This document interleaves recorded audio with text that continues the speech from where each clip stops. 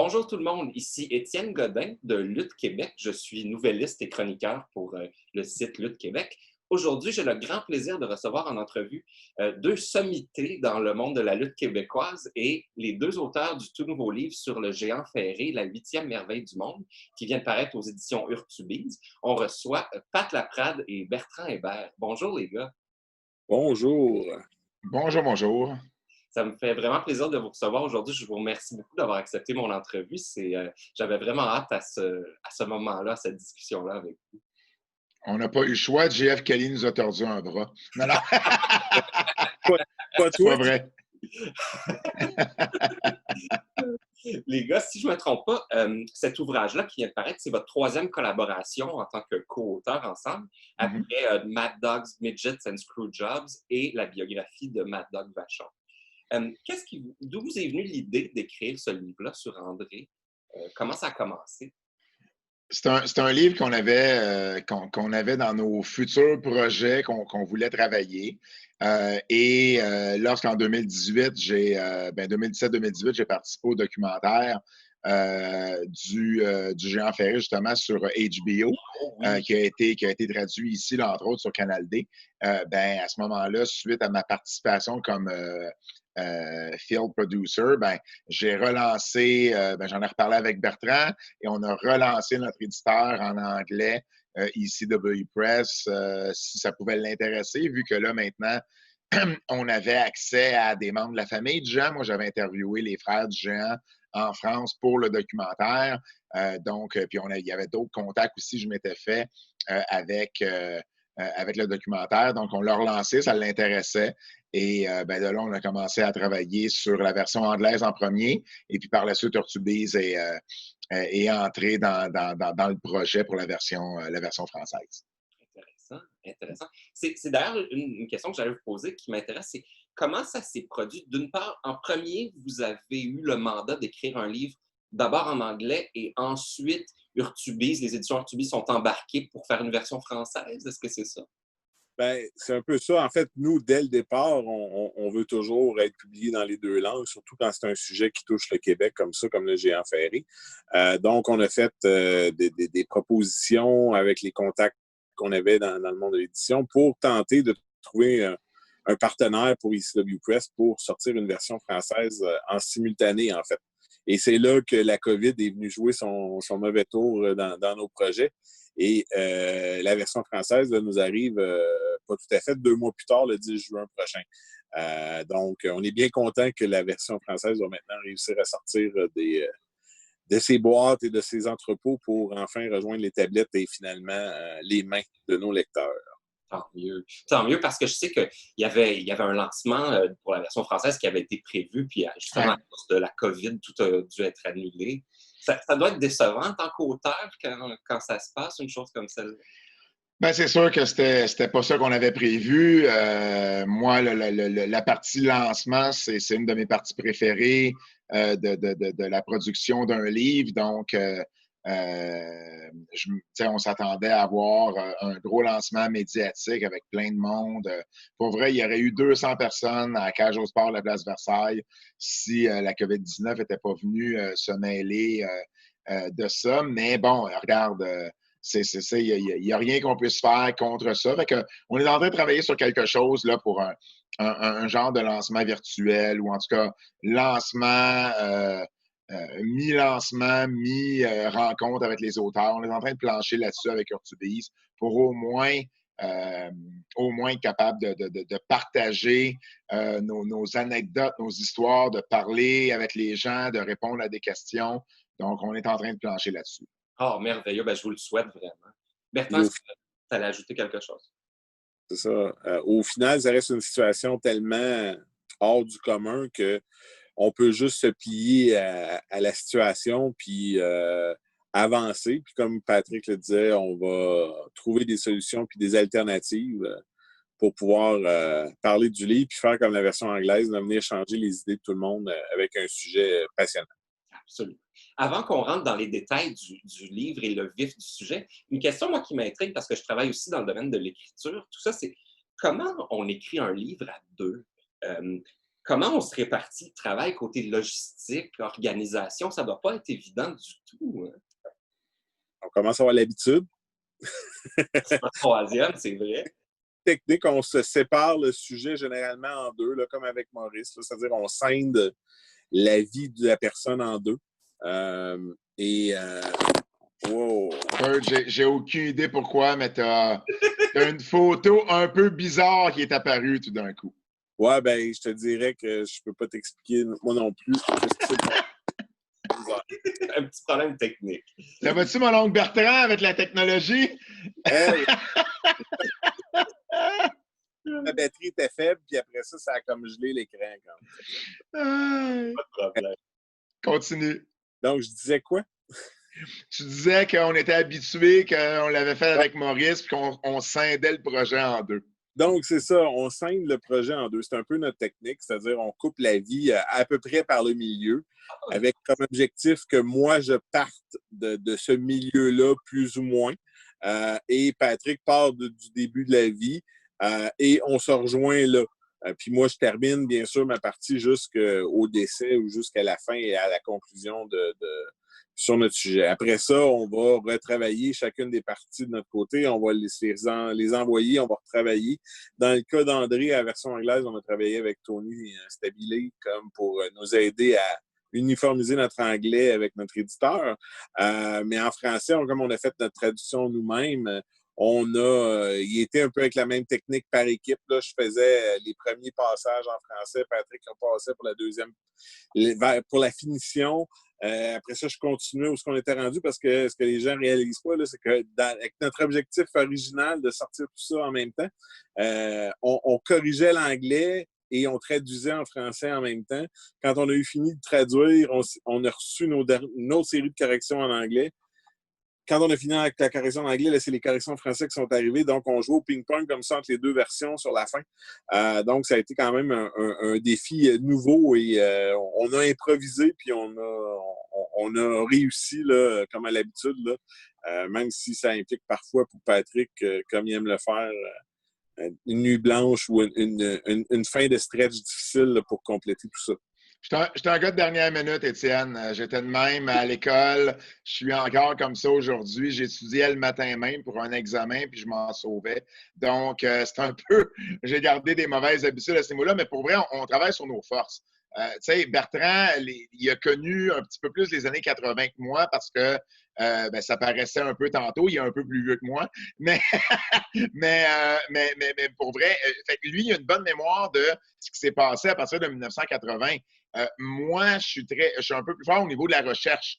Donc, la recherche, je vais demander des fois de parler de l'enfance de la personne. Tu sais, c'est un côté qu'on connaît souvent moins de la personne.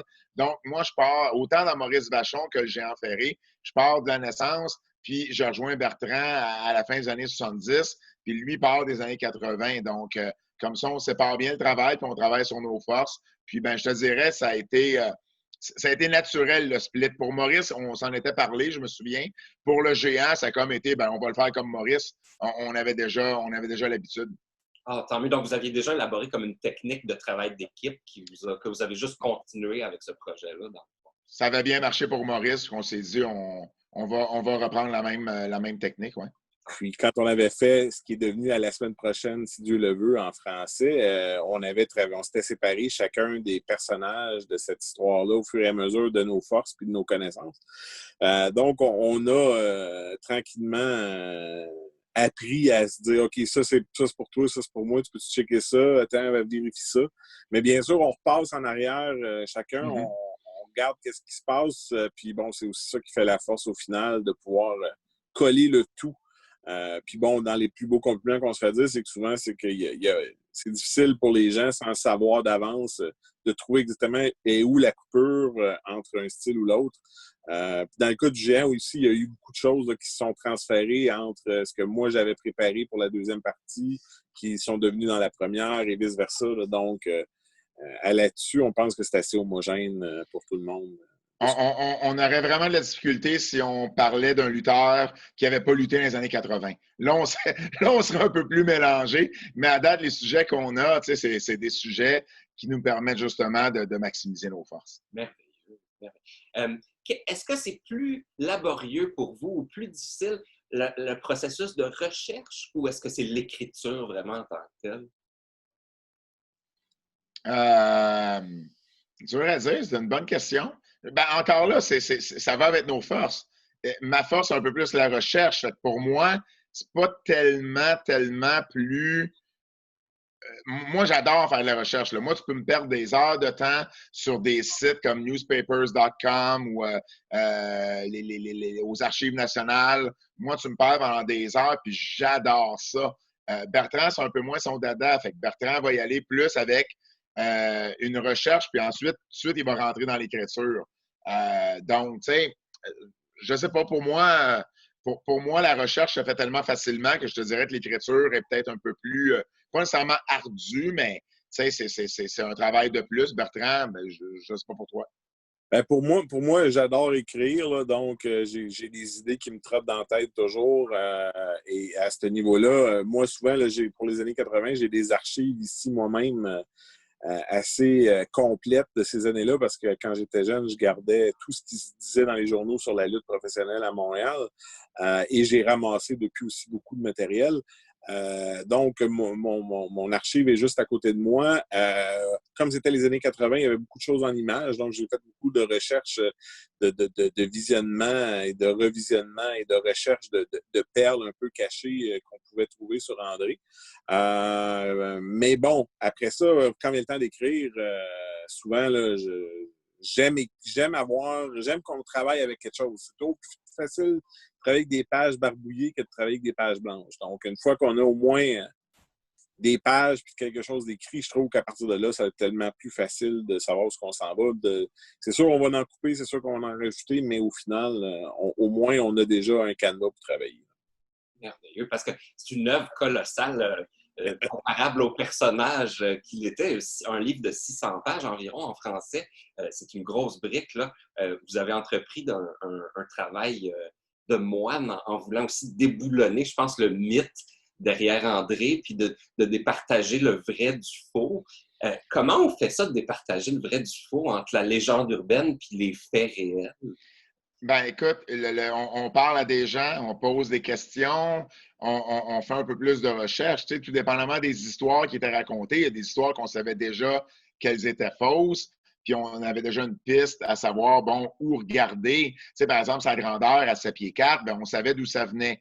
La première publicité qu'il y a eu sur le géant lorsqu'il a fait son premier match ici en Amérique du Nord, c'était à l'Auditorium de Verdun. Et dans la première publicité dans les journaux, ben, on l'annonçait déjà de 7 pieds 4 des Alpes françaises. Là, il fallait trouver pourquoi 7 pieds 4, puis pourquoi les Alpes françaises. Mais ça, à ce moment-là, tu fais un peu de recherche, puis tu y vas aussi avec une logique. Et tu poses certaines questions, tu confirmes ou tu confirmes que la logique est vraie parce que même un gars comme Paul Vachon, qui était le promoteur à l'époque, ne se rappelle pas nécessairement de tout, mais il va se rappeler, ah ouais, tu sais, ça me dit quelque chose. Puis à partir de là, ben, tu sais, tu y vas aussi avec, en anglais, on dit des educated guesses, tu sais, je ne sais pas comment dire en français, en fait. Aidez-moi si vous savez le terme en français. Mais tu sais, on y va avec une logique qui peut s'appliquer à la situation. Fait on connaît assez notre sujet que on va y aller avec quelque chose que, ben écoute, oui, ça a du sens et il y a des mots juste de bonne chance que ça s'est passé comme ça, même si on n'a pas la confirmation à 100%. Si on a appris ça en travaillant sur les différents livres qu'on a fait, à force de faire des entrevues avec les lutteurs, à force de lire entre les lignes, de lire entre les entrevues que les lutteurs nous donnaient. Donc, pour vrai, on est deux gars passionnés, mais qui ont aussi travaillé dans le business, qui en ont rencontré des lutteurs, qui en ont écouté des shoot interviews, qui en ont lu des livres. Donc, à un moment donné, tu finis par avoir un bagage qui te permet justement de prendre ces hypothèses-là et de dire, ben, tu sais, on pense vraiment que c'est de même que ça s'est passé, puis on va y aller avec ce narratif-là. D'autres histoires, il a fallu faire plus de recherche. Je pense entre autres à l'histoire de Jerry Lawler qui fait supposément le cover d'un magazine de lutte avec le titre qui dit la soirée qu'un lutteur nain a battu le géant ferré. ben là, tu réalises, tu lis le livre de l'un, tu lis le livre de l'autre, ils ont aucun de ceux-là ont la même histoire. Puis là, ben, tu fouilles un peu plus, puis là, tu te rends compte, OK, ben, c'est ça qui est vraiment arrivé. Donc, ben, on y va avec ça. Notre but avec ça, c'était de raconter le mythe, d'où provenait le mythe et la vraie version de tout ça. Donc, à force de poser des questions et à faire des recherches, ben, tu y arrives. En fait, je trouve que moi aussi, au niveau, tu poses la question à la bonne personne, on te donne l'indice. Puis là, avec cet indice-là, tu conduis à une recherche. Puis là, tout d'un coup, au lieu d'avoir juste des morceaux de casse-tête que tu ne sais pas quoi faire avec, tout d'un coup, tout vient se coller ensemble. Et là, tu réussis à faire ton image là, que tu cherchais à aller présenter dans ton livre. Très intéressant. Pour rester dans la même lignée, le même type de sujet, à travers toutes les recherches et l'écriture que vous avez faites et les découvertes que vous avez faites, quelle est, selon vous, la pire exagération à propos d'André? Je pense qu'on n'a pas la même là-dessus. Bert m'a te laissé y aller. Écoute, il y en a tellement. Tu sais. Je pense qu'au final, là, je pense que toute l'histoire de Samuel Beckett est d'un ridicule jusqu'à un certain point, comme c'est devenu gros et important, raconté comme étant cet incroyable moment. Il y a des fictions qui ont été faites là-dessus, sur comment ça pouvait être. Alors qu'au final, Samuel Beckett vivait dans la même ville, puis c'est arrivé des fois qu'il a donné des livres à plusieurs étudiants, pas juste à André, dans la ville. OK. Et bon, et tout ça part d'une anecdote qu'André raconte à Carrie Health, et ça a pris une vie of its own, puis ça a été rapporté dans les autres livres, les graphic novels qui ont été faits. Bon, c'est comme... Comment une si petite anecdote peut avoir pris autant d'ampleur dans l'histoire puis la vie d'André, alors que c'est basé sur, au final, rien du tout. Là. Oh, on a perdu. Ah non, je n'avais pas perdu. Je suis toujours là. C'est ma caméra qui fait des siennes. Et voilà, on va l'arranger comme ça. Moi, mon histoire à moi est celle qui m'a le plus fait dire « Wow, je peux pas croire qu'on s'est rendu là ». Il y a une histoire comme quoi le géant a quitté son village de Molien pour aller faire de la lutte, du catch, comme ils disent en France, à Paris, et revient à un moment donné chez ses parents après quelques années. Et là, ses parents ouvrent la porte, reconnaissent pas leur fils et font comme « Wow, il ressemble au lutteur qu'on a vu à la télévision, à la lutte. » Et là, font comme « Oh, wow, c'est notre garçon. » Et cette histoire-là, là, elle est tellement, là, mais tellement fausse, ça n'a aucun bon sens. Premièrement, les Roussimoff n'avaient pas de télévision en partant. Et deuxièmement, je veux dire, le géant n'est jamais parti pendant des années sans donner signe de vie. C'est jamais arrivé, cela. Là. Jamais. Il était à Paris, qui était à 1 heure de Molien, là, en auto. Je veux dire, c'était à côté. Il voyait couramment sa famille. C'était pas du tout ça. Ça fait partie des mythes et des légendes que, une fois que tu poses des questions, puis là, on avait accès aux 2 frères du géant. Donc, c'était facile pour nous de confirmer des histoires comme ça, comme confirmer l'histoire de Samuel Beckett également. Et de faire comme, ben non, c'est pas arrivé comme ça du tout. T'sais. Mais des histoires comme ça, il y en a une tonne. Là. Puis l'histoire que raconte Pat, c'est parce que c'était dans les pages de Sports Illustrated, qui était quand même une bible sportive. Et à ce jour, les gens citent toujours cet article-là comme étant la Bible sur le géant. Et on va décortiquer. Et cette histoire-là en est l'espèce de pièce maîtresse presque pour commencer. J'ai même fait dans mon jeune temps à l'école, j'avais même fait un exposé oral basé sur cet article-là. Affairé. Et je veux dire, je me souviens très bien d'avoir raconté l'anecdote là, du fils qui revient à la maison. Là, et pourtant, tout ça est fiction, tout ça fait partie de cette légende qu'est le géant ferré, puis André the Giant. Là. Et c'est à la fois fascinant, triste et incroyable. Ray Stevens, Étienne, un ancien lutteur qui était bien aimé avec Pat Patterson. Bertrand le cite dans sa biographie sur Patterson en disant si une histoire mérite d'être racontée, elle mérite d'être exagérée. Et ça, je pense qu'il y a beaucoup de lutteurs qui en ont tiré profit, puis le géant est un de ceux-là. Très belle citation, j'aime ça. C'est vrai, puis comme ça reste du domaine du spectacle aussi, on a toujours tendance à amplifier les choses un peu plus aussi. Hein. Puis inversement, comparativement aux exagérations dont on parlait, quelle est la vérité peut-être qui vous a le plus étonné quand vous l'avez apprise à propos d'André?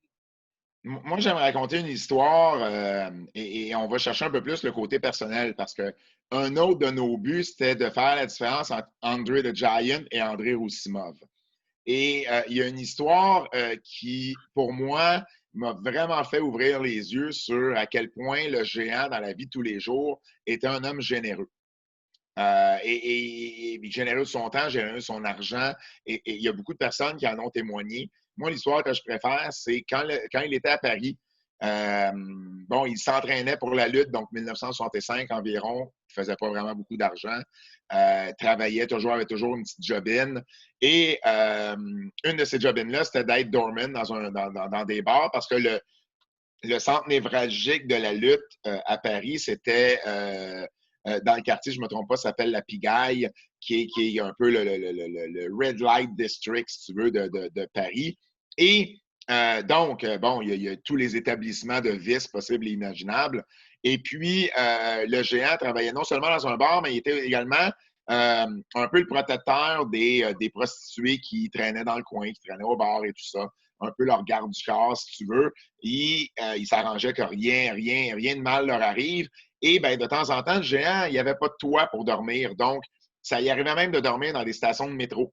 Et à un moment donné, des fois, les prostituées lui disaient, non, viens, regarde, j'ai un divan à la maison. Bon, il en prenait soin comme lui prenait soin également de ces dames-là. On est 20 ans plus tard. Et là, le géant, l'argent, c'est plus un problème. Il y a un toit sous lequel dormir. Ils sont au Ritz-Carlton de Montréal, lui et Gino Brito. Et il y a une prostituée qui rentre dans l'établissement, son linge est déchiré, elle pleure. Et là, le géant lui demande qu'est-ce qui se passe et elle raconte qu'elle s'est fait attaquer et qu'elle s'est fait voler tout son argent. Le géant met sa main dans sa poche, ressort de là un 7 ou un 800 $ et le donne à la demoiselle en question. Et là, Gino Brito, surpris, et il lui demande, pourquoi tu as fait ça? Et le géant lui raconte ce que les prostituées avaient fait pour lui à Paris.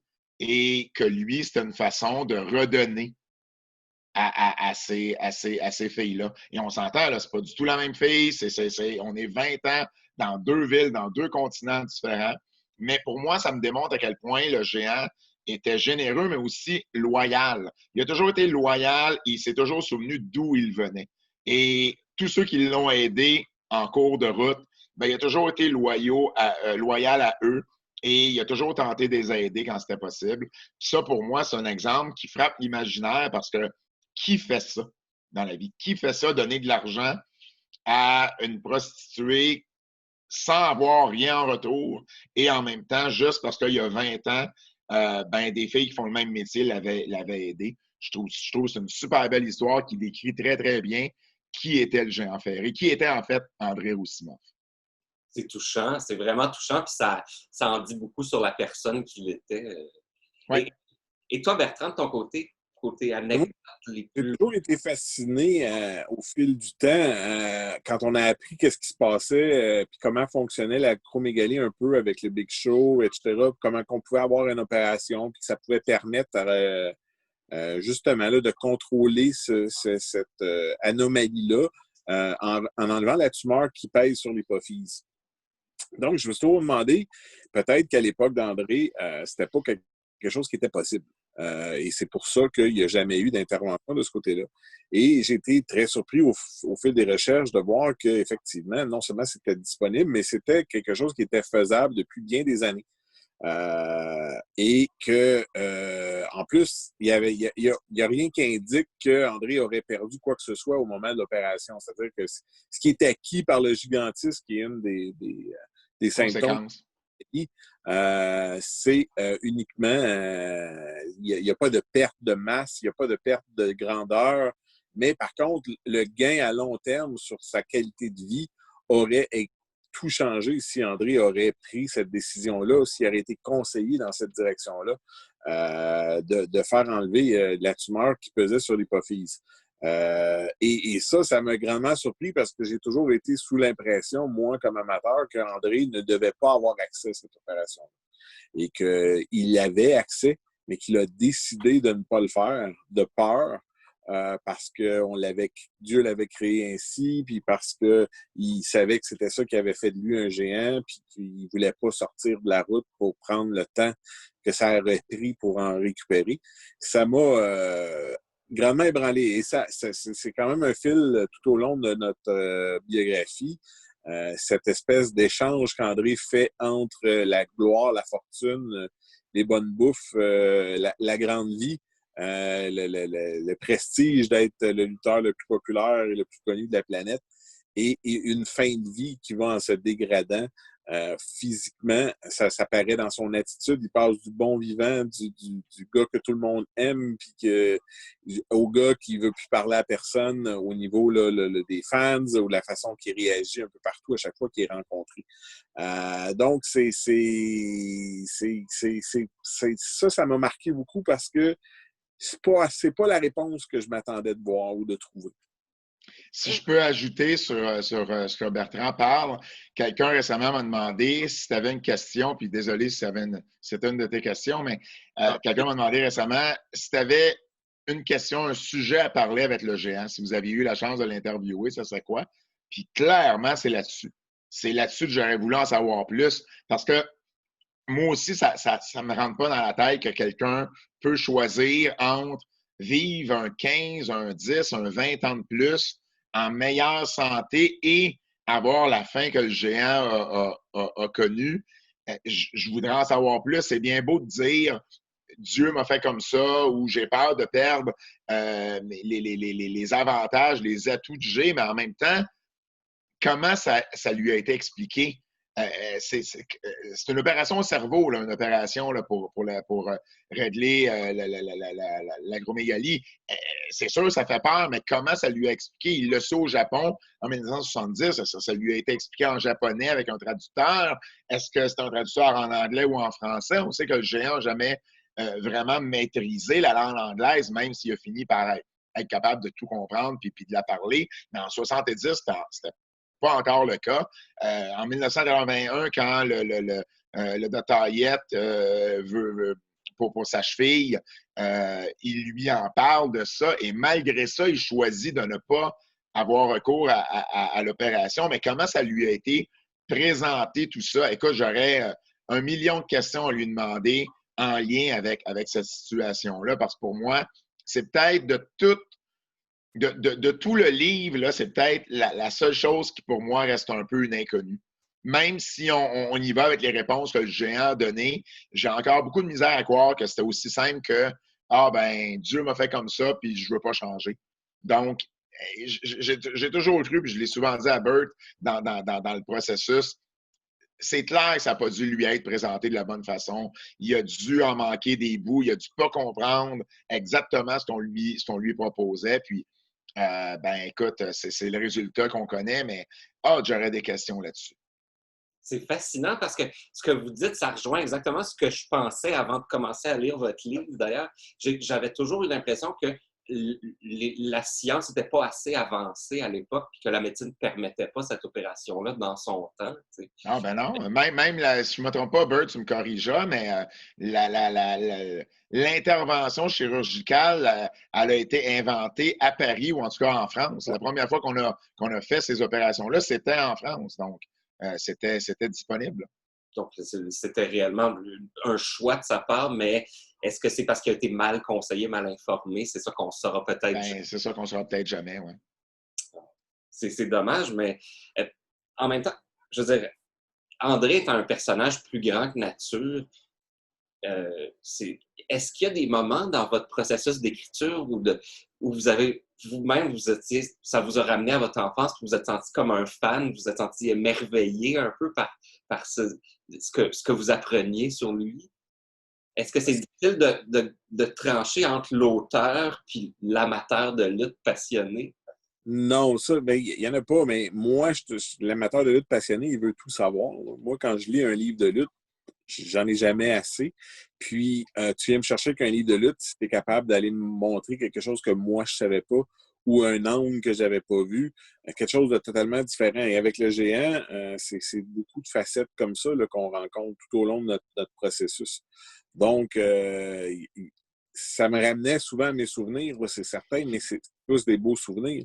Mais c'était surtout de cette Cooper-là, d'être capable de dire, OK, on a une histoire d'Andrew the Giant, tout le monde la connaît, là, puis on la changera pas. Le géant ferré, là, on ne le changera pas. Là, le personnage, puis ce qu'il a accompli, puis ce qu'il a représenté pour les gens, même si on démystifie ses mythes, ça change pas.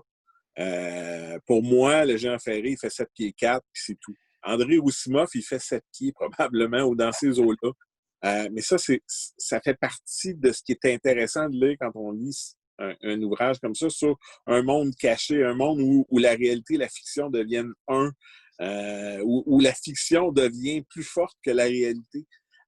Donc, tout ça est fascinant. Là. Et moi, je me souviens, là, quand le géant ferré venait en ville, à Montréal, au Paul Sauvé ou au Forum, là, dans les années 80, c'était quelque chose. Là, c'était pas le show de lutte habituel. C'était spécial. Le géant il arrivait des États-Unis, il revenait à la maison, puis c'était le shérif qui arrivait. Il s'en venait aider Dino Bravo, Gino Brito, les Rougeaux. Il s'en venait aider quelqu'un où Hulk Hogan avait fait le Ravo à Montréal, puis là, il s'en venait mettre un terme à ces attaques-là. C'est des merveilleux souvenirs. Je me souviens d'avoir vu le géant contre Abdullah the Butcher. Je veux dire, imaginez deux personnages comme ça qui se rencontrent quand on a une compréhension bien simple de la lutte entre le bien et le mal, puis que c'est, on veut pas que ce soit arrangé, même si tout le monde nous le dit que ça fait partie du spectacle. Donc, André, c'est tout ça, c'est tous ces souvenirs-là là, qui viennent s'entremêler un avec l'autre. Mais en même temps, c'est ce que je trouve qui est merveilleux, c'est que tout apprendre sur André Roussimoff enlève absolument rien aux personnages qu'ils ont incarnés durant ces années. Formidable. Écoute, tu sais, un autre début qu'on avait avec le livre, c'était justement de s'assurer que ce soit l'œuvre la plus complète jamais produite sur le géant. Autant une œuvre visuelle que écrite. Je veux dire, le HBO a fait un documentaire auquel j'ai participé qui est, à mon sens, hyper bon, excellent, qui a eu des critiques exceptionnelles.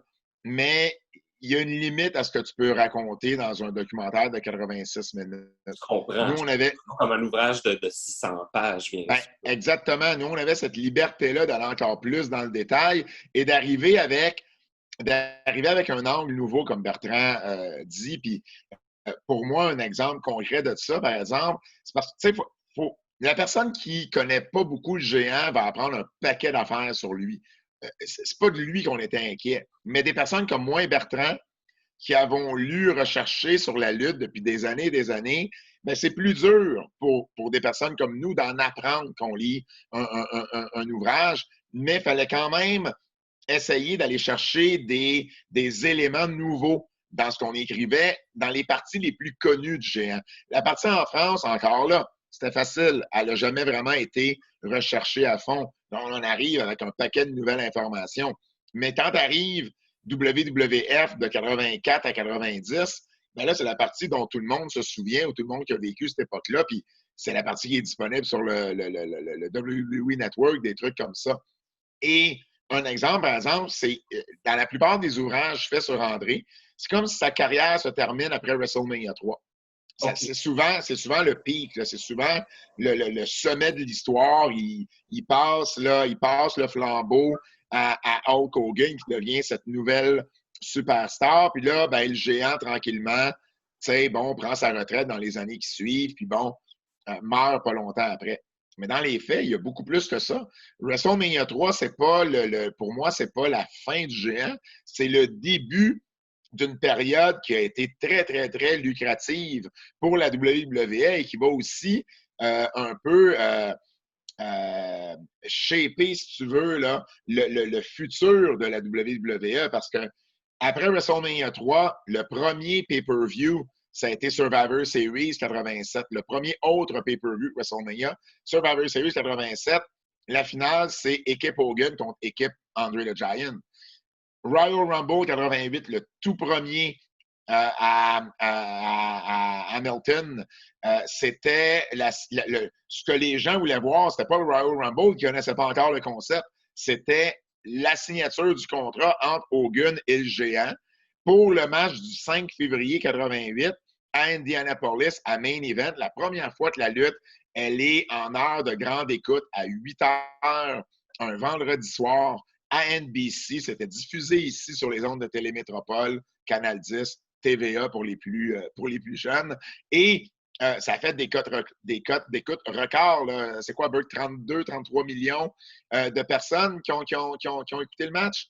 C'est ça, quelque chose, des chiffres qui ne seront plus jamais atteints là, de proche, là, même par SmackDown est sur un poste qui est écouté par beaucoup de gens. Fox, puis il fait 2 millions, 2,5 millions. Là, on parle de 15 fois ce chiffre-là. Là. C'est énorme. Et c'est le match où Hogan perd le titre contre le géant, puis le géant ensuite vend dans les histoires le titre à Ted DiBiase, puis qui mène à WrestleMania 4.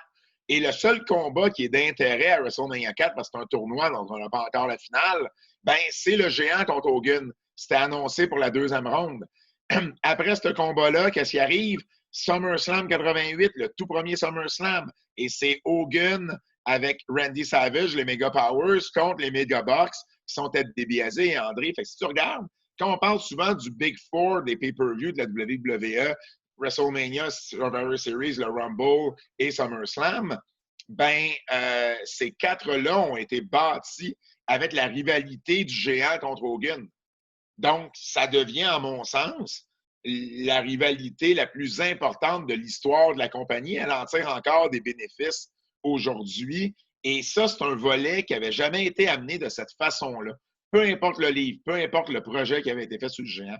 Donc, pour nous, ça allait de soi qu'il fallait amener cet élément nouveau-là. Puis, il n'y a rien de nouveau dans ce qu'on raconte, mais c'est l'angle avec lequel on l'amène qui est nouveau. Puis, ben moi, comme lecteur, parce que comme Bertrand disait, ce qu'on essaie toujours de faire, c'est un livre qui nous intéresserait nous-mêmes, avec le niveau de connaissance qu'on a également. Et veux pas, ben ça, je lis ça, je suis comme, oh, OK, ouais, j'avais jamais vu ça de même. Donc, c'est un exemple parmi tant d'autres. Toute la fondation de la WWF ou de la WWE d'aujourd'hui est basée là-dessus. Là. Faut le réaliser. Là. Il y a une raison pourquoi chaque émission de la WWE commence avec Hogan et André là, dans le montage. Ils en ont fait la pierre angulaire de toute leur mythologie et avec raison. Et je trouvais ça important parce que justement, comme Pat l'a dit, dans tous les autres ouvrages, on a fait cette décision-là d'arrêter ça un peu au pic de WrestleMania 3, là, puis de passer un peu sous silence le reste, comme si c'était pas aussi beau. Mais pourtant, il reste plusieurs belles années à André après WrestleMania 3 en termes d'importance là, au sein de la compagnie puis au sein de l'histoire de la lutte. Tu sais, Étienne, c'est comme un peu il y avait eu un livre que la WWE avait produit 2009 environ, qui est la seule autre biographie du géant, mais c'était surtout un résumé des matchs du géant. Donc, tu as quasiment le play-by-play là, écrit des matchs, ce qui n'est pas nécessairement intéressant. Mais en plus, du début du livre, de sa naissance, jusqu'au moment où il arrive avec la WWF, donc la première fois qu'il travaille pour Vince McMahon, le père, en 73, tu as à peu près 30 pages. Nous, on a 11 chapitres. OK, oui. On a 110 pages. Donc, tu sais, c'est complètement autre chose, là, le travail de recherche qu'on a fait. Puis, justement, on voulait se faire un devoir, c'était pour être l'œuvre la plus complète. Puis, ben, j'ai espérance qu'on y est arrivé. Mais c'est tout à votre honneur parce que vraiment, vous avez fait vos devoirs en tant que recherchiste plus que qui que ce soit, je pense, pour écrire ce livre-là. Puis comme vous venez de nous l'expliquer si brillamment, la période que tout le monde connaît, mais vous avez trouvé une façon de nous en apprendre davantage ou de creuser un peu plus là-dessus. pour nos internautes qui nous regardent et qui seraient intéressés à se procurer le livre, à l'acheter, je sais qu'André, moi, ce que je connaissais un peu moins à cause de mon âge, c'est l'importance qu'il y a eu à Montréal et au Québec avant la période WWE, évidemment. Est-ce que vous pouvez nous parler juste un petit peu de l'importance, la signification d'André par rapport au territoire de Montréal et tout ça? André a été excessivement important. Beaucoup de gens vont se souvenir d'André au Québec, même s'ils ont arrêté de suivre la lutte après les années 70, car André a été un rouage important du côté de la lutte Grand Prix, alors que la famille Rougeau dirigeait les as de la lutte et que les deux compagnies se faisaient une rivalité aussi chaude que celle que la WWE et la WCW se sont livrées à la fin des années 90. Plus de 2 millions de spectateurs, tout le monde parle de lutte. Et le géant est un gros morceau. Il est dans plusieurs finales un peu partout en province, dont au Colisée, dont à Montréal. Il y a le fameux combat du siècle. Et beaucoup de gens se souviennent d'André de cette époque-là, même si après ça, ça a été terminé pour eux, la lutte. Là. Il a marqué, il a joué dans Saint-Forien. Les brillants. Dans les années 70, André était une vedette populaire là, des médias au Québec. Il faisait souvent les journaux à potins. Tout le monde savait c'était qui le Géant Ferré au Québec à cette époque-là.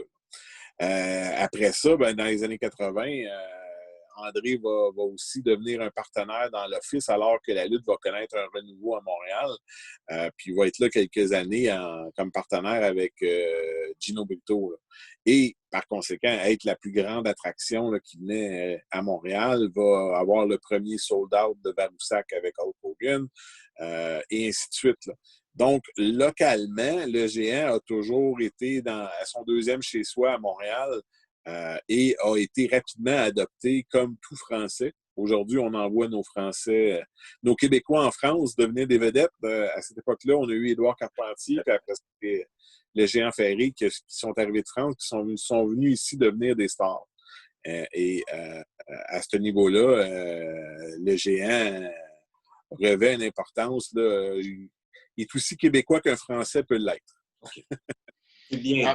Puis c'est drôle parce que quand tu as posé la question, je ne pouvais pas m'empêcher de voir ton chandail de Ken Dryden en arrière. Ken Dryden est arrivé à Montréal à peu près au même moment que le Géant Ferré est arrivé à Montréal aussi. Tu sais.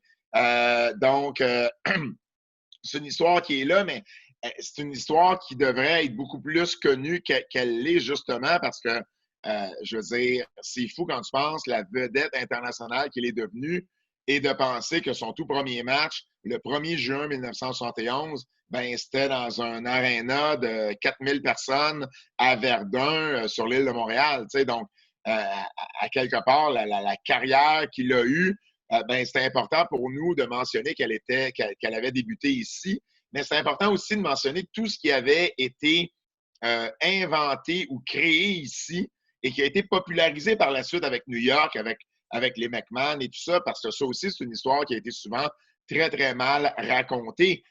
7 pieds 4, les Alpes françaises, la 8e merveille du monde, toutes des choses qui ont été créées ici au Québec et qui ont été reprises par le clan McMahon et qui ont été popularisées par la suite par eux à juste titre. Mais c'est des choses que le géant avait était déjà établi de cette façon-là ici au Québec. C'est important pour nous de donner ces lettres de noblesse au territoire de Montréal, à Lutte Grand Prix, à Paul Vachon, pour avoir justement donné un peu les bases de ce personnage-là qui est devenu Andre the Giant. Le nom Andre the Giant a même pas été inventé par Vince McMahon. Ça a été inventé dans une conversation entre Paul Vachon et un autre promoteur américain. Donc, il y a un paquet de choses qui a... Tu sais, tout n'est pas un mythe ou une légende autour du géant, mais il y a juste des choses qui ont été mal racontées également à travers les années. Et c'est sûr que nous, Bertrand et moi, ayant écrit un livre sur l'histoire de la lutte au Québec et la biographie de Mad Dog Vachon, Pat Patterson du côté de Bertrand, tu sais, le territoire du Québec, c'est notre territoire. C'est important pour nous que l'histoire soit racontée de la bonne façon. Et on est un peu protecteur de ça. Donc, c'est sûr que on a eu la chance de pouvoir faire toutes les recherches qui s'imposaient. Dans la semaine prochaine, si Dieu le veut, notre livre sur l'histoire de la lutte au Québec, ben c'est sûr, quand je le regarde aujourd'hui, je vraiment ça, tu vois, il a été écrit en 2011. 9 ans plus tard, on a une bien meilleure connaissance de ce qui s'est déroulé au Québec. Puis il y a des choses dans le livre que je regarde aujourd'hui, je suis comme, tu sais, c'est de valeur qu'on n'avait pas fait la recherche aussi profonde parce que tu ne peux pas écrire 100 biographies pour un livre puis avoir le même souci de la recherche et de la profondeur de cette recherche-là que quand tu as un seul sujet comme Maurice, comme Pat Patterson, comme le géant Ferré. Puis, dans le cas du géant, ça nous a permis de préciser des trucs, de enligner le tir qu'on avait ou l'histoire comme nous-mêmes on racontait des fois. Donc, pour vrai, avoir à réécrire l'histoire de la lutte au Québec, il y aurait des trucs, entre autres, sur le géant qui seraient à modifier, puis c'est correct, tu sais. Moi, je suis très à l'aise avec ça parce qu'un livre historique, c'est une photo au moment où on écrit ce livre-là avec les connaissances qu'on a à ce moment-là. Tu sais, surtout dans le monde de la lutte, il y a tellement de choses qui ont été gardées secrètes pendant des années et des années que des fois, c'est pas, tu sais, Raymond Rougeau, là, qui est un bon ami à nous, à 3 moments depuis qu'on a écrit le livre sur l'histoire de la lutte au Québec, il m'a surpris avec des choses comme, pas de danger, tu me parles de ça il y a 3 ans, il y a 5 ans, il y a 6 ans. Tu sais, Gino Brito, la même chose. Voyons, comment ça se fait, tu ne m'as jamais compté ça, mais eux-mêmes ne pensent pas à tout non plus. Et on a la chance d'être proche de ces gens-là. Mais pour le géant, on s'est assuré de poser toutes les questions. Je pense qu'on a eu pas mal toutes les réponses. Il y a 2 choses là-dessus. Hein. On a gagné la confiance de ces gens-là avec le premier livre à la semaine prochaine, si Dieu le veut, ce qui les rend toujours plus à l'aise de s'ouvrir. Mais aussi, ce qu'il faut se souvenir avec la lutte, c'est que nous, ça peut nous passionner, on peut adorer ça, on peut être un grand fan du géant Ferré. Souvent, pour ces gars-là, c'était aller au travail. Et je vous demanderai à tous qu'est-ce que vous avez fait cette semaine au travail. Puis me faire 5 pages là-dessus, ça pourrait être peut-être difficile parce qu'à un moment donné, les histoires se ressemblent, les cas se ressemblent, les villes, les aéroports, tout ça, ça vient du même au pareil. Fait que des fois, avant de réussir à aller chercher ce souvenir-là dans la tête, c'est pas toujours évident. Puis malheureusement, là, ces gens-là ne rajeunissent pas. Et par conséquent, il y a des choses qu'ils pensaient pas que c'était important, ils avaient oublié ça, c'était dans une tablette, c'était dans un vieux sac dans le garde-robe. Et donc, là, tout d'un coup, il nous arrive avec des trésors. Donc, ça fait partie du processus qu'on a commencé là, avec la publication du premier en 2013, puis les 5 ans qui ont précédé la préparation du livre avant, pour en arriver aujourd'hui à continuer de découvrir ces choses-là alors qu'il est encore temps, puis d'en faire profiter les amateurs de lutte du Québec. C'est merveilleux, ça. Hey, messieurs, c'est tellement intéressant, on pourrait en parler pendant des heures, mais je veux quand même garder certains secrets pour que les gens achètent le livre et le lisent aussi. Hein. Mais la version audio, Étienne, la version audio, il y a une version audio en anglais qui fait 13 heures. Donc, on a du temps. On a fait une page à date. Hein. Il en reste 580.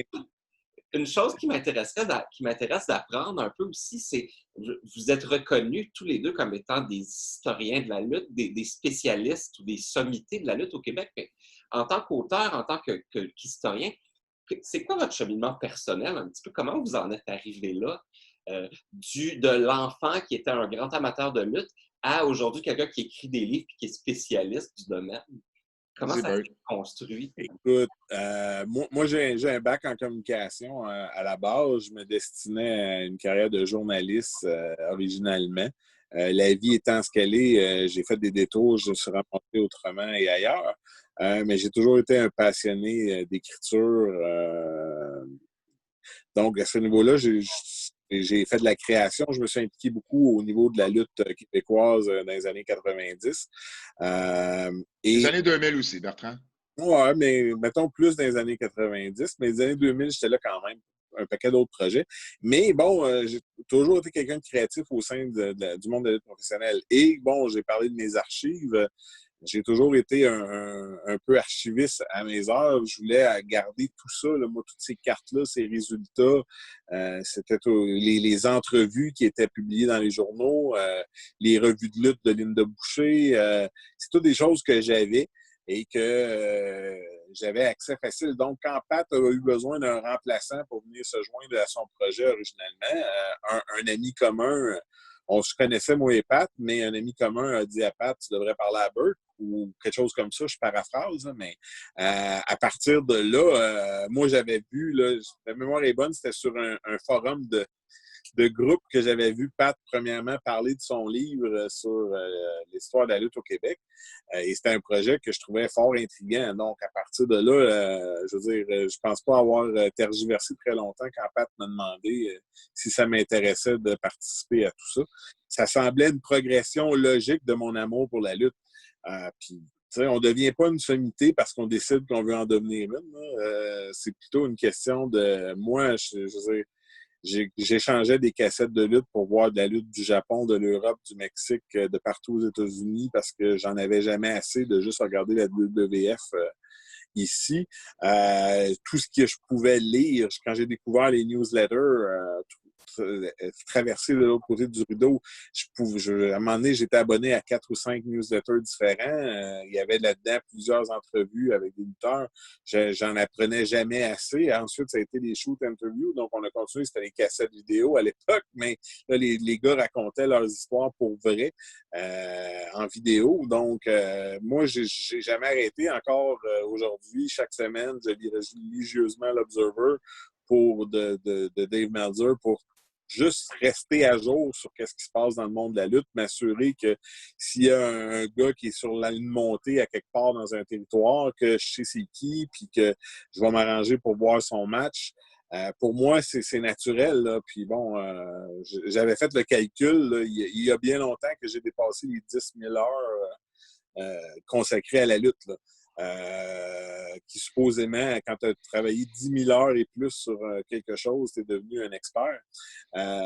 Donc, c'est quelque chose de naturel. On le fait par passion, là, parce qu'au final, on s'entend, là, malheureusement. Hein? J'aimerais ça, mais le géant ferré ne vendra pas autant de copies qu'Harry Potter. Et au niveau financier, ça vient pas changer notre vie, la publication d'un livre en termes de revenus. Par contre, l'idée de laisser ce livre-là qui est disponible dans les bibliothèques, puis que dans 20 ans, si quelqu'un veut parler de lutte ou faire de quoi sur la lutte, ben, que nos livres soient des incontournables, ça, c'est important. Là, parce que justement, on a les archives, on a les amis maintenant, les connaissances de ces gens-là et leur confiance pour nous raconter la vraie histoire. Et c'est là c'est ça qui me motive. Là. Je veux dire, je veux que ça reste. Je veux que cette histoire-là soit disponible pour le futur. Parce qu'on s'entend, là, peu importe ce qui arrive, il y aura toujours de la lutte. Mais la personne dans 25 ans, 30 ans, qui va vouloir s'intéresser au domaine de la lutte, puis comment la lutte était au Québec, puis le géant fait, Andrew the Giant était une vedette au Québec, ben, la recherche, ça va être beaucoup moins longue que celle qu'on a dû faire, mais c'est très important pour moi que ce matériel-là existe et soit rassemblé aujourd'hui alors que c'est le temps de le faire.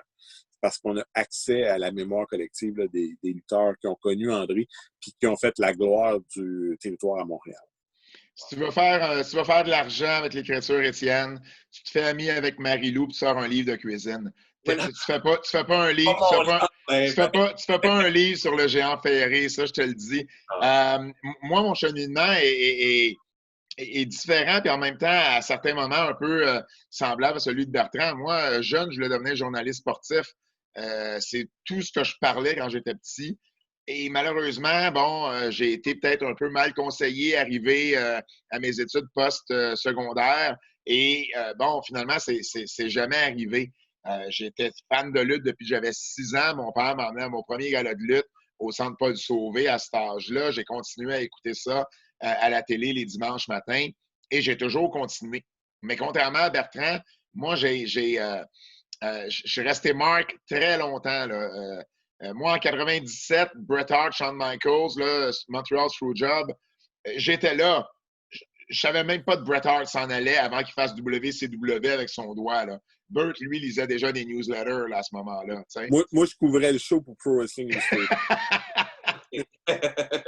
Fait que c'est ça, tu sais. Fait que j'ai appris, moi j'ai vraiment sorti de ma coquille à ce niveau-là en 2001, lorsque j'ai commencé à suivre un peu plus la scène locale. J'ai trouvé sur un site web d'un de mes bons amis, Philippe Leclerc, qui s'appelait attitudeqc.com. Et j'ai commencé à suivre la scène locale, j'ai commencé à m'impliquer dans le show. C'était la Fédération de la québécoise, la FLQ, avec Paul Leduc, Carl Leduc, Kim Leduc, bon, je te dirais pas c'est qui la FLQ, je pense que tu les connais très, très bien. Un an après, je m'en allais à la ICW, où là, avec les frères Proulx, Luc et Serge, j'ai appris une autre facette de la business. Tu sais, la FLQ, je commençais, je sortais de la période Mark à la période un peu plus smart. Puis là, j'écoutais tout ce que je pouvais écouter, je lisais tout ce que je pouvais lire. Patrick Lono, qui est un de mes bons amis aujourd'hui, qui a été longtemps animateur pour TKO, la promotion d'MMA, mais qui a toujours été impliqué dans la lutte, m'a beaucoup aidé à ce niveau-là. C'est le premier livre que j'ai lu sur la lutte, c'est lui qui me l'a prêté. Donc, les shoot interviews également. Donc, je suis vraiment sorti de ma coquille à ce moment-là. Puis, comme personnage dans un show également, à la ICW, j'animais à chaque semaine. Puis j'avais, la ICW, c'était beaucoup plus de l'improvisation. Fait j'improvisais, puis je me laissais aller, mais je me suis aussi découvert là-dedans. Puis dans mes tâches de commentateur pour Raw à TVA Sport maintenant, ça m'a aidé, ça. Ça m'a aidé parce que je suis capable d'improviser maintenant, chose que je ne suis pas sûr que j'étais capable de faire quand j'avais 20, 22 ans. Donc, ces choses-là. Hein. Oui. Ouais, évidemment. Exactement. Donc, par la suite, quand j'ai arrêté la ICW, j'ai commencé à travailler sur un projet d'almanach. Ce qui me fascinait, moi, c'était les almanachs que le Pro Wrestling Illustrated publiait à chaque année et que Bertrand va sortir à l'instant. Donc, ça a été mon almanach, je ne me trompe pas, c'était 2006, 2007. Donc, j'étais fasciné par ça. C'était genre une récapitulation de l'année. Il y avait un Hall of Fame, il y avait des prix de l'année, il y avait des statistiques, il y avait des résultats. Donc, j'ai commencé à faire ce travail-là, qui est un travail de moine pour le Québec, parce que c'est pas comme s'il y avait les sites web étaient toujours complets, c'était ardu. Puis, j'ai publié ce premier almanach-là. Ça a super bien marché. Je le vendais moi-même à travers les différentes promotions aux quatre coins du Québec. J'ai créé à ce moment-là le premier temple de la renommée de la lutte au Québec, qui est toujours actif en ce moment. C'est là que j'ai commencé les prix de l'année, qui sont parfois un peu plus controversés. Ils l'ont toujours été. Mais c'est des choses que j'ai continué encore aujourd'hui. Puis à un moment donné, pour les 5 ans de mon almanach, je voulais faire un top 25 des meilleurs lutteurs québécois. Donc, j'ai envoyé des bulletins de vote à un paquet d'anciens lutteurs. J'avais commencé par l'entremise de Paul Leduc à connaître un peu plus d'anciens, un peu plus d'old-timers, que ce soit les Vachon, Raymond Rougeau, tout ça. Donc, Gino Brito. Donc, j'ai commencé à travailler là-dessus. Puis, ce projet-là est devenu un projet sur un livre sur l'histoire de la lutte au Québec. Puis, le partenaire avec qui je travaillais, Michael Ryan, qui était publiciste à la IWS à l'époque, puis malheureusement qui est décédé aujourd'hui, son travail ne lui permettait pas de continuer. Donc, j'ai amené Bertrand dans le projet. La première chose qu'il m'a demandé, c'est que, je suis plus à l'aise avec les années 80, mais qu'est-ce que tu voudrais que j'écrive? Je dis, écoute, lui me disait que son idole, c'était Rick Martel. OK, vas-y, je n'ai pas écrit rien sur Rick Martel encore. J'ai besoin de 2-3 000 mots à peu près. Il m'est revenu avec 13 000 mots. Et cette journée-là, je me suis dit, OK, j'ai le bon partner. Il m'a dit de couper. Ah oui, mais je voulais pas de petit coupe, mais je voulais pas t'en écrire 13 000. Bref, on était à ça de faire un livre sur Rick Martel cette journée-là. Mais je savais que j'avais la bonne personne. Puis, on s'était rencontrés, on s'était, croisés dans différents événements, mais on se connaissait pas plus que ça. Mais on savait qu'on était tous les deux, visiblement, des passionnés. Et tout de suite, ça a cliqué. On est un peu le yin et le... Je veux pas dire le yin et le yang, mais mes forces sont ses faiblesses sont mes forces. C'est la même chose. Mes forces sont ses faiblesses c'est mes faiblesses à moi. Puis on se complète. Hein? On s'endure. On s'endure, finalement. C'est ça qu'on veut dire, Étienne. Mais pour vrai, on a rapidement développé une chimie. autant à travailler sur un projet que parcourir l'Amérique du Nord avec nos projets, parce que le livre, on l'a vendu partout au Québec, on l'a vendu un peu partout aux États-Unis, puis des chambres d'hôtel, on en a partagé, Bertrand et moi, puis de la route, on en a fait. Là. On est devenu un peu comme un vieux couple là, à un moment donné, mais on fait une ride Montréal-Québec, puis on n'arrête pas de parler, puis 80% de ça, on parle de lutte, de différentes choses, mais on parle de lutte, tu sais. On est vraiment deux passionnés à ce niveau-là. Donc, et ces projets-là, ben, veut pas, ça, de mon côté, ça a amené plein d'autres projets. Ça a amené le documentaire sur les Rougeaux, ça a amené le documentaire sur le géant, le documentaire sur Mad Dog Vachon, le documentaire de Dino Bravo dans Dark Side of the Ring. TVA Sport n'arrive pas si j'écris pas des livres. Kevin Raphaël voulait travailler avec moi parce qu'il m'avait entendu dans des podcasts anglophones où je parlais de l'histoire de la lutte au Québec, où j'étais reconnu un peu comme l'expert ou un des experts de la lutte au Québec avec Burt. Et ben, il a dit, je veux travailler avec ce gars-là. Donc, il y a plein d'autres opportunités qui sont arrivées grâce à ces ouvrages-là. Et ben, tu sais, c'est quelque chose qui va... Le premier livre, pour moi, va toujours rester spécial parce que, tu sais, ça faisait déjà quelques années que je m'auto-proclamais un historien de la lutte au Québec, aux grandes dames de bien des gens sur les forums à l'époque. Et ben, je leur ai tout prouvé que finalement, il y avait tort. Et si... Tu méritais ton titre. Oui, exact. Et Bertrand rit en ce moment parce qu'il sait, ça m'a fait un petit vlog la journée que Dave Meltzer m'a appelé historien de la lutte au Québec. J'ai comme fait teint dans vos faces. Mais ouais, je suis un petit peu... j'ai un petit côté de vengeance en moi des fois. Mais face à part, c'est ce projet-là qui m'a ouvert un paquet de portes.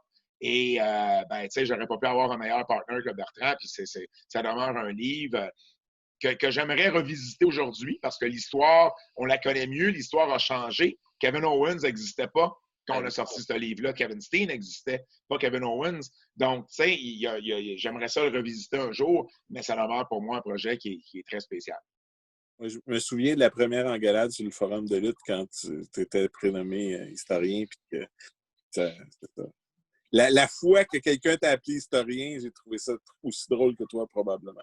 Puis là, c'est quelque chose qui est normal, mais tu sais, j'ai travaillé fort, tu sais, puis Bertrand aussi, tu sais, je pense pas qu'on a rien volé à travers tout ça parce que, tu sais, la question que je déteste me faire poser, donc prends-la pas en note, Étienne, c'est combien d'heures vous avez travaillé sur vos livres. Puis si on se met à compter ça, je veux dire, on va virer fou, là. C'est décourageant, là. Je veux dire, tu sais, c'est des peanuts par rapport à ce qu'on fait. Mais c'est les opportunités. Tu sais, moi, il n'y a rien. Le livre, c'est une chose. L'argent qu'on fait avec, c'est pas beaucoup. Mais moi, je vais chez Gino Brito prendre une bière, puis si je reste pas à souper, sa femme me chicane, là. Mais ça, c'est des histoires que j'aurais pas sans un livre. Tu comprends? Gino Brito, je lui demandais son autographe quand j'avais 10 ans. Je lui avais demandé au forum. J'ai encore le souvenir de ça. Bertrand est devenu super ami avec Rick Martel. Il l'appelle juste pour jaser comme ça. Ça ne serait pas arrivé si ce n'était pas du livre. Pat Patterson, la même chose. On a rencontré, on a pris une bière. Il y a souvent de l'alcool dans nos histoires, malheureusement. C'est un peu comme le géant. Mais on a pris de la bière à Vegas avec Jim Ross, Jerry Briscoe, Pat Patterson. C'est des choses qui n'arrivent pas si on n'écrit pas un livre. T'sais? Donc, il y a une vie d'histoire que moi et Bertrand, on a eu la chance de vivre, puis qu'on n'aurait jamais eu si on n'avait pas commencé à travailler sur un livre et un second, et un troisième, un quatrième. Donc, juste pour ça, je pourrais jamais regretter. Même si l'argent n'est pas au rendez-vous, on ne l'a jamais fait pour l'argent. D'ailleurs, pour tous ceux qui veulent écrire un livre sur la lutte, si vous pensez devenir riche, oubliez ça. Puis moi, ce que j'aime beaucoup comme héritage de tout ça, c'est que quand on a commencé tout ça, c'était toujours la mosus de questions que les journalistes et les médias posaient en lien avec la lutte. Depuis les années 80, c'est-tu arrangé, ça, la lutte? Un coup de chaise, ça fait-tu vraiment mal? Et là, on a amené le débat ailleurs.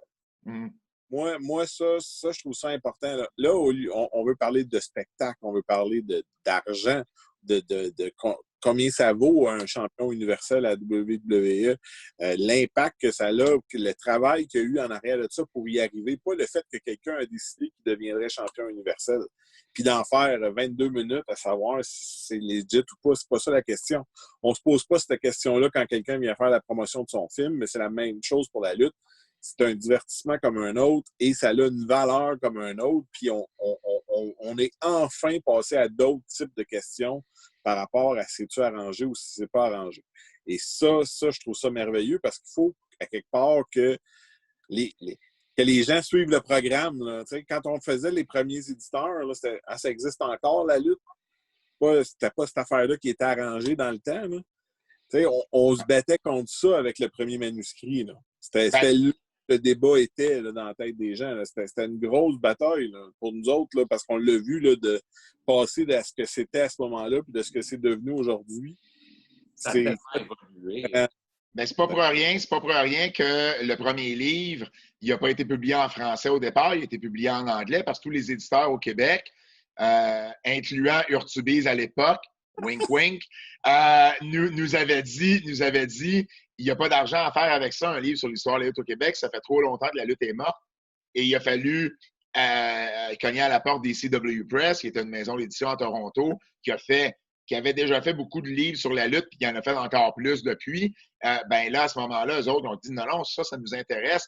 Et le succès médiatique du livre, le lancement qu'on avait fait, ben, a ouvert les yeux à plusieurs maisons d'édition. Et puis, ben là, à ce moment-là, on est capable d'avoir une entente en français. Puis bon, je faisais des phases avec Urtubise, là, ils se sont bien repris avec le Géant Ferré, mais c'était pas juste eux autres, c'était tout le monde. Là. Personne ne nous voulait à l'époque. Tu sais, je pense que on a la lutte a longtemps, comme on disait tantôt, la lutte, ça a été souvent très kayfabe, les secrets n'étaient pas racontés, les lutteurs en parlaient dans les médias, mais jamais complètement franc, toujours une façon de détourner, de répondre à certaines questions. Puis je pense que Bertrand puis moi... Mi-figue, mi-raisin. Oui, exact. Mi-figue, mi-raisin. Puis je pense que Bertrand et moi, on a été capables de faire un peu le pont entre cette génération-là et quelqu'un comme Kevin Owens.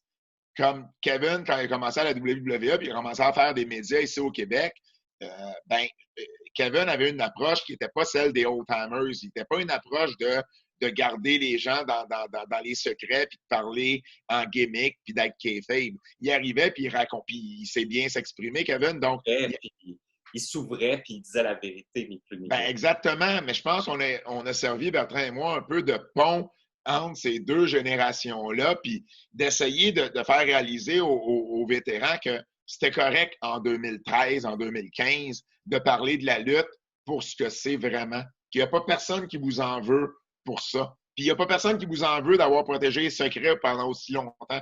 Vous essayez pas, toute votre gang le faisait. Mais que maintenant, la lutte est passée un peu à autre chose pour essayer de gagner le respect des gens. Il faut en parler pour ce que c'est, puis pas les prendre pour des idiots en leur disant que, ben non, la lutte, c'est vrai, c'est un vrai sport. Puis non, c'est des athlètes, c'est des acrobates, c'est des cascadeurs qui mettent leur vie en jeu à chaque combat qu'ils font.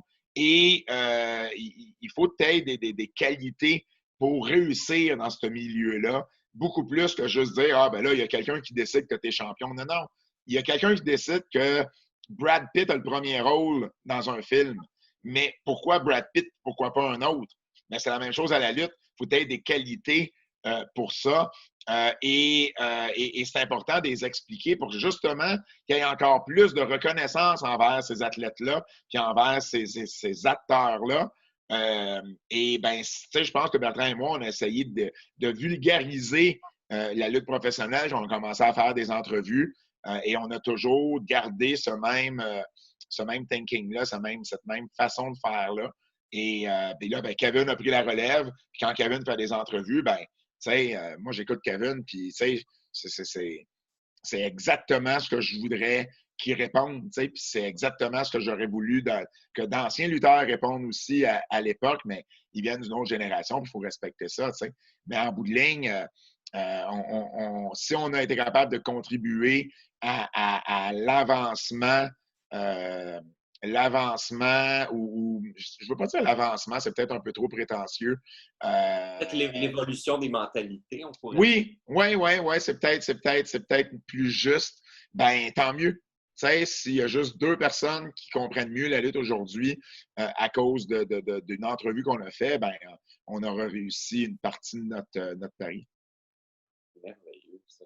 Puis d'ailleurs, je pense que ben, le fait que la mort du kayfabe a fait en sorte que le dialogue s'est complexifié un peu au sens où autrefois les gens prenaient ça tellement au premier degré que est-ce qu'on peut dire que le kayfabe c'était dans le fond parce que les lutteurs avaient peur que tout le monde perde l'intérêt s'ils savaient que c'était arrangé, probablement. Ben, c'est ça qui est derrière le kayfabe, là.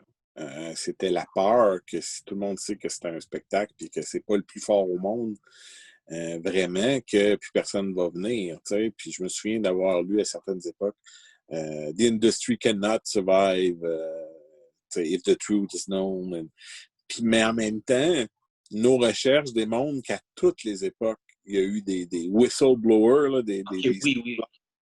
Pour raconter que c'était pas pour le vrai. Ça finissait toujours par se noyer dans la tourmente, mais c'est pas comme si tout était secret des dieux jusqu'à ce point-là. Beaucoup de journalistes étaient dans le secret des dieux, mais jouaient Ils jouaient le jeu un peu. brune. Certaines époques qui venaient avec ça, mais les journalistes jouaient le jeu avec les lutteurs aussi. Là. Il y a bien des gens qui voulaient juste pas y croire. Ouais. Nous, on a des découpeurs de journaux dans les années 70 où la Commission athlétique de Montréal dit carrément aux Arts de la lutte, on le sait que ce que vous faites, les fins sont déterminées, que il y a un script autour de ça, mais on vous demande quand même d'essayer de garder ça classique. Et c'est écrit, là, bon, je paraphrase, mais c'est écrit, là. Il y a des gens qui ont lu ça et qui ont, j'imagine, juste préféré pas y croire ou décider quand même d'embarquer dans le jeu comme on le fait aujourd'hui. Ouais. Moi, je me souviens, j'avais fait... Comme aujourd'hui, qui tu vas croire, la commission athlétique ou Maurice Vachon? Oui, c'est ça. Bon point, très bon. J'avais fait une conférence une fois, puis il y a une madame qui m'avait dit « moi, quand j'ai su que la lutte s'était arrangée, j'ai arrêté de l'écouter. » Et je lui ai demandé « Mais madame, allez-vous au cinéma? » Elle dit « Ben oui. » Ben, je dis « Vous savez qu'un film s'est arrangé? » Ah ben, c'est pas pareil. Comment ça, c'est pas pareil? Comment ça, c'est pas pareil? Il y a un script, il y a des gens qui jouent un rôle, puis qui font paraître des choses. James Bond, là, il n'est pas vraiment accroché après l'aile d'un avion, là. C'est pas vrai, ça. Mais un bon suspense, une bonne histoire, puis tu l'écoutes, puis tu es assis sur le bout de ton siège parce que tu es dans l'histoire. C'est parce que l'histoire a été bien racontée de la même façon qu'un match de lutte. Donc, c'est un peu ça qu'on a essayé de commencer à amener dans nos réponses.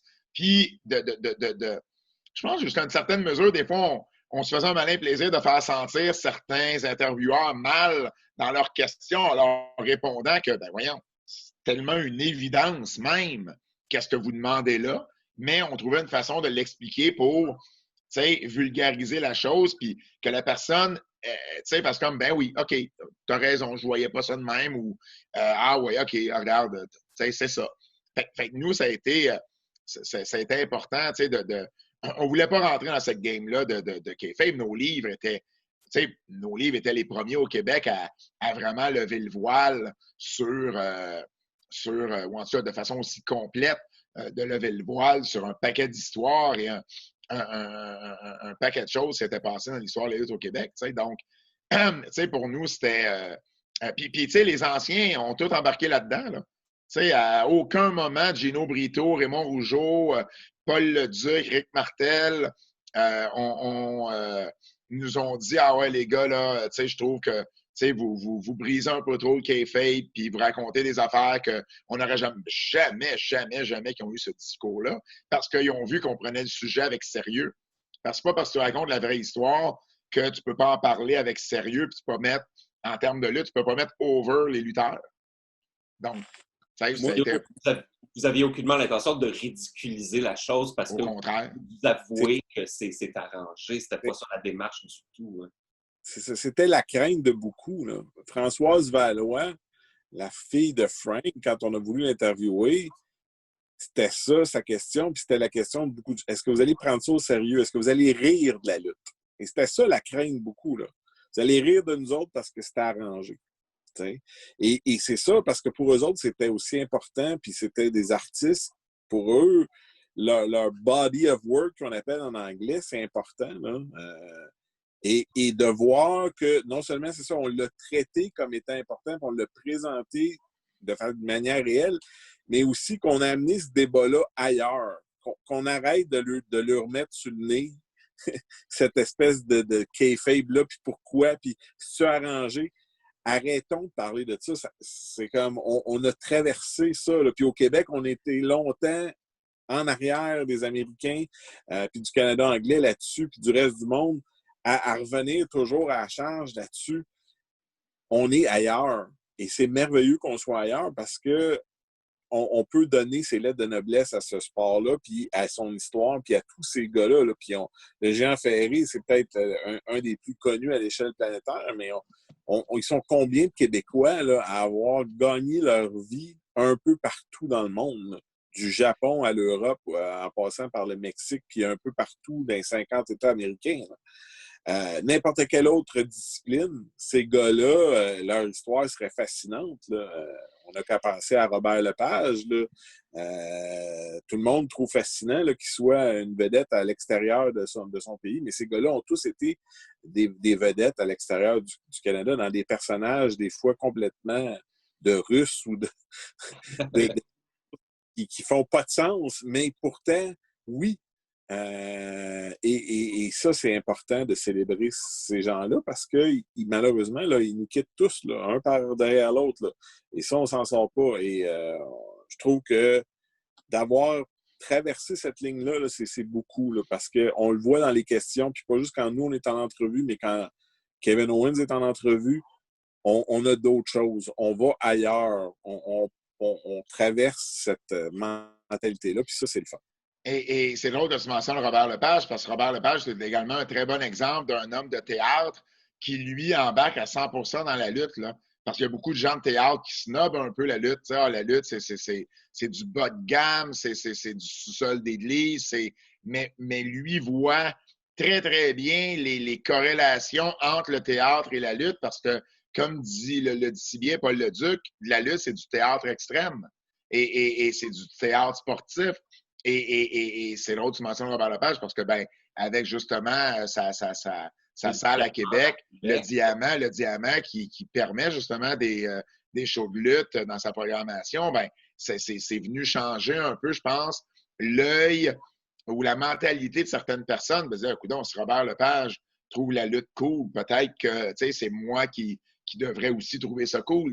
On espère, ça a cet effet-là, mais tu sais, la lutte, c'était des personnages, hein? C'est des personnages qui, tu sais, Keller Kowalski, là, pouvait pas être Vladek Kowalski dans la vie de tous les jours. Il fallait toujours qu'il soit Keller Kowalski. Tu sais, tu comprends? Il pouvait pas se permettre d'être un babyface dans la rue. Il fallait qu'il joue sa gimmick tout le temps. Puis à un moment donné, je pense que, tu sais, ça, c'est quelque chose que les lutteurs d'aujourd'hui n'ont pas connu. Puis en même temps, c'est quelque chose qui était très, très, très de l'époque, justement, kayfabe, mais c'est aussi quelque chose qu'on voit dans d'autres milieux. Moi, je m'appellerais toujours Catherine Trudeau qui jouait le rôle de Lynn la Poffine dans Les Invincibles. Invincible, oui.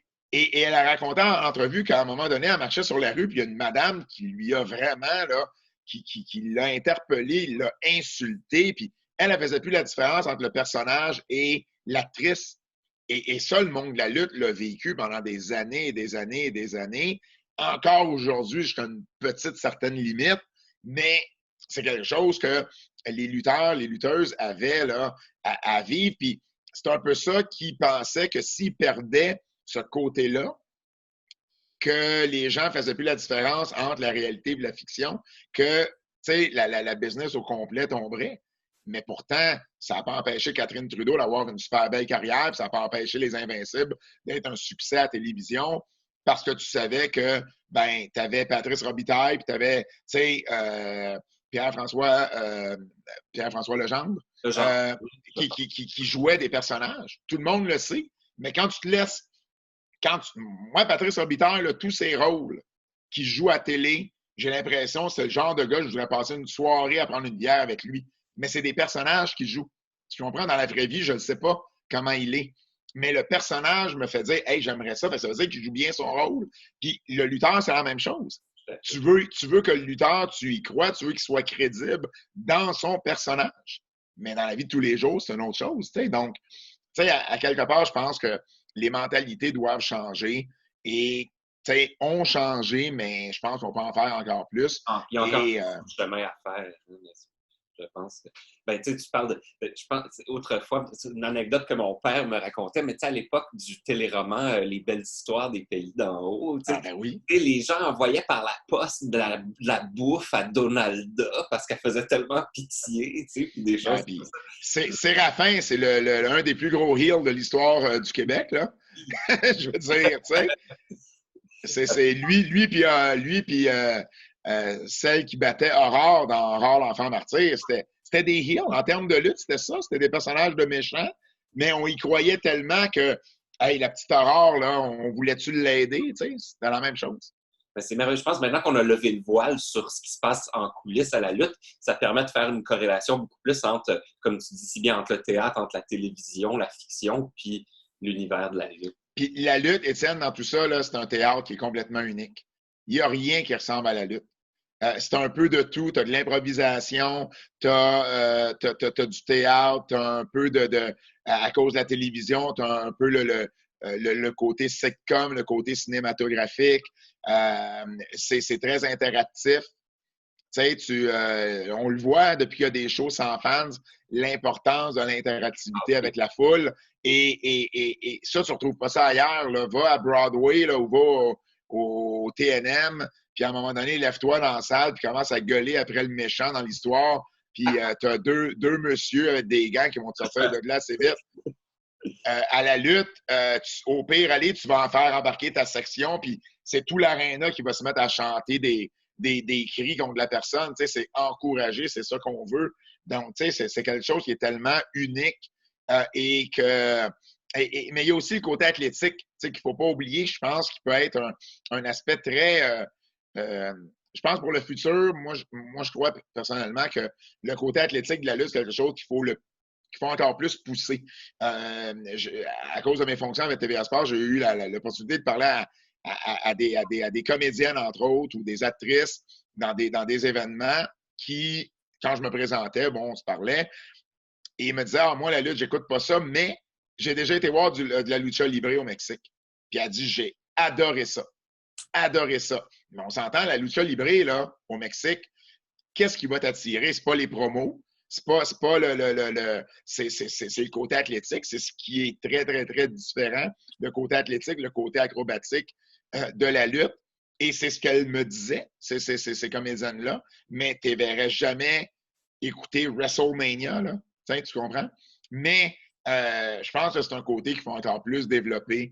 En tout cas, on n'embarquera pas là-dedans. J'ai une idée très précise de qu'est-ce que pourrait être un beau futur pour la lutte professionnelle, mais je pense que ça, c'est un des aspects qui mérite d'être développé. Merveilleux. En terminant, les gars, est-ce que vous avez possiblement une idée en tête pour un prochain livre ou un prochain projet? Excuse-moi, Bertrand, vas-y. On a plein d'idées. Ouais. On a des choses dans le feu. On a des sujets qu'on aimerait aborder. Je ne sais pas jusqu'où on est prêt à aller dans nos discussions, mais bon, on s'entend. Là, Dark Side of the Ring ont eu des beaux sujets cette année. Il y a des sujets là-dedans qu'on aimerait explorer peut-être. On attend des réponses. Puis on ne s'est jamais arrêté à un non. Quand on a un non, on finit par trouver un autre projet pour avoir un oui. Un projet un peu plus niche, par contre, on peut parler. Il y a un historien en Ontario, Jean l'Ontario, mais je pense qu'il est dans l'Ontario, mais il vient de Winnipeg, Nathan Hatton, qui est très spécialisé sur l'histoire de la lutte fin du 19e, début du 20e siècle. Oh, wow! Et avec Bertrand et moi, on planche sur un livre qui sera un peu ben, à défaut du terme français, là, mais un prequel de Mad Dogs, Mischief and Screwjob. C'était un avant-goût de... On en parle de ces années-là dans notre livre sur l'histoire de l'Auto-Québec, mais là, on ira encore plus dans le détail sur cette époque-là de, je sais pas moi, 1860 à 1920, là, cette 50, 60 années-là. Donc, c'est beaucoup plus niche. Ça ne va pas chercher tout le monde. On en est très bien conscient, mais tant qu'à pas faire d'argent avec un livre, aussi bien pas en faire pour vrai. T'sais. Mais moi, c'est une période, puis Bertrand c'est une période qui me fascine. De savoir que George Kennedy était le plus gros promoteur de lutte au Québec, au Canada et un des plus grands en Amérique du Nord, puis qu'en même temps, c'est le propriétaire du Canadien de Montréal, puis que c'est lui qui était là quand le Canadien a gagné sa première Coupe Stanley. Moi, c'est quelque chose qui me fascine. Là. Donc, il y a plein de beaux sujets à aborder là-dedans. Fait que ça, c'est quelque chose qu'on veut sortir, je dirais, dans les prochaines 18 à 24 mois. OK. Formidable. Hey, messieurs, je vous remercie infiniment pour l'entrevue. Je rappelle à tous ceux qui nous regardent, allez en librairie chercher votre exemplaire, Le Géant Ferré, la 8e merveille du monde, par Pat Laprade et Bertrand Hébert. C'est vraiment une belle lecture. Vous en aurez, en plus, pour votre argent, vous voyez, il y a 600 pages. Plus de 100 photos, Étienne. Plus de 100 photos aussi. Il y a des magnifiques photos un peu partout dans l'ouvrage. Vraiment, là, écoutez, c'est un petit investissement que vous ne regretterez pas et vous encouragez en même temps nos amis, les auteurs qui, comme ils nous le disaient, c'est pas très payant. Alors, chaque copie vendue va les aider un petit peu aussi. Alors, je vous souhaite une bonne lecture. Merci, Pat. Merci, Bertrand, d'avoir accepté cette entrevue avec moi ce soir. Ça a été très agréable. Puis, je vous souhaite une belle continuation dans la suite de vos projets. Bien, merci beaucoup. Puis, on va continuer de faire honneur à la lutte au Québec. Merci beaucoup, Étienne. Puis, si tu me permets, juste ajouter, le livre est disponible à partir du mercredi 10 juin dans toutes les librairies ouvertes au moment où vous écoutez l'entrevue. Sinon, en ligne, la plupart des grosses librairies, les magasins de détail également, vont l'avoir. Donc, il y a des achats en ligne qui sont possibles. La version numérique également, qui est disponible pour les tablettes et tout ça. Puis, n'hésitez pas à nous suivre sur les réseaux sociaux, Bertrand et moi, là, Pat Laprade, Bertrand Hébert, sur Facebook, Twitter et t'as Instagram aussi. Bert, t'es rendu là à Instagram? Ouais. Oh oui, je m'en sers pas. Pas une vedette, moi. Merci, Étienne. Merci, messieurs. Puis je vous souhaite une belle fin de soirée et merci énormément pour cette belle entrevue. Ça a été très agréable. Merci à toi. À bientôt.